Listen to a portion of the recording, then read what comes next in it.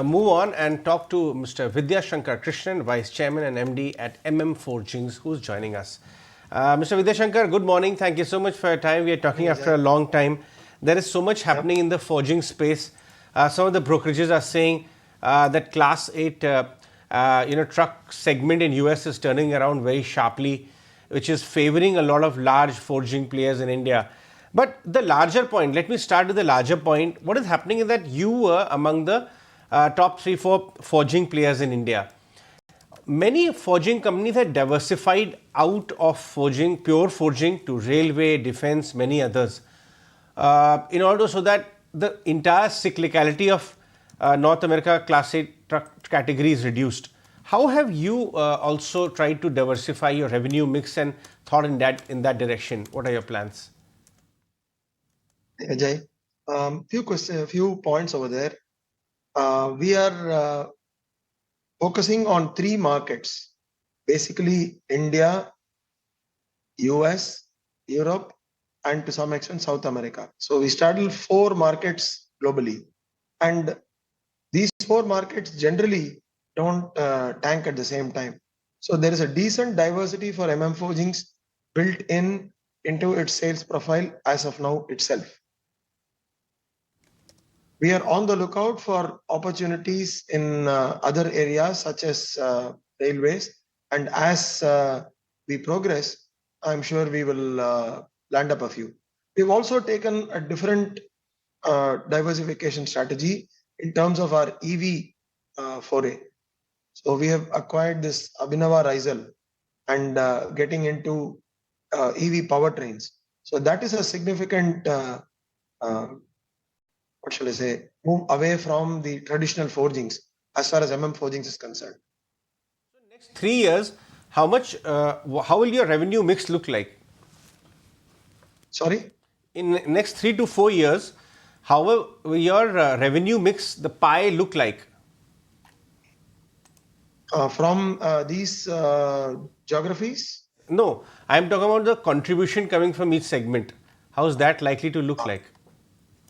Over a 7 to 10 year period, we expect the EV powertrain business to be very strong.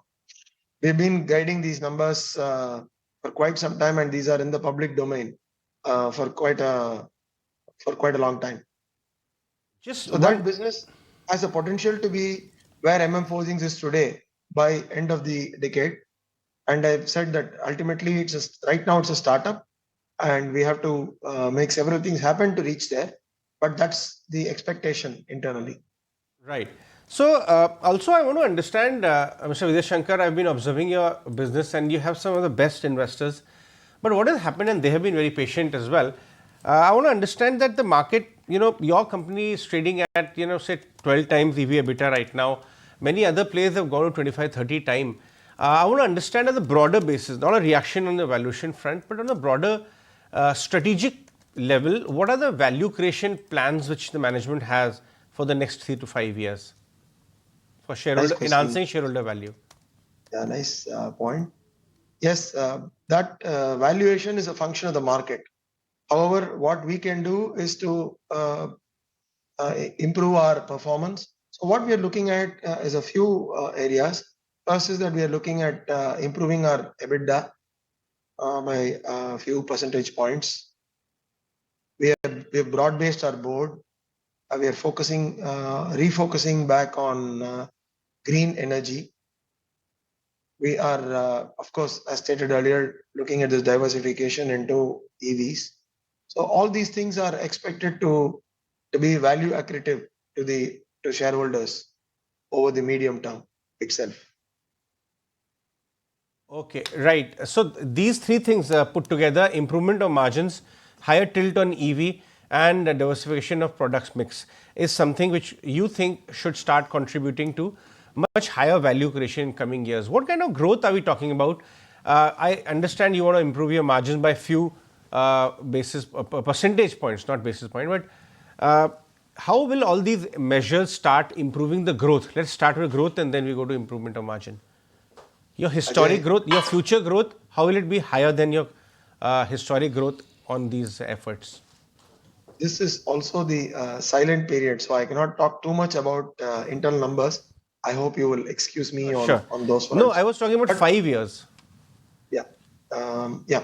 So over the next couple of years itself, these again have been stated earlier. We're looking at margins improving by at least a couple of basis points. Mm. Okay, before I let you go, Mr. 100 basis points. My apologies. Couple of 100 basis points. Couple of Sure. basis points is meaningless. That indicates a lot. Okay, before I let you go, just want to understand in your line of work, how is this is being called the Amrit Kal of manufacturing, like next 5 to 7, 10 years.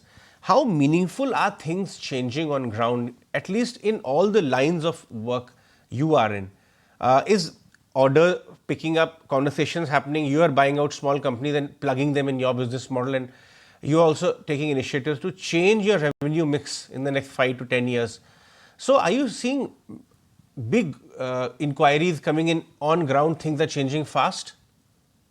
Yes, certainly we are seeing a lot of movement even from MNCs, and they are looking at India with a very, very different attitude these days. One other point I forgot to mention, Ajay, is that we are also strongly investing.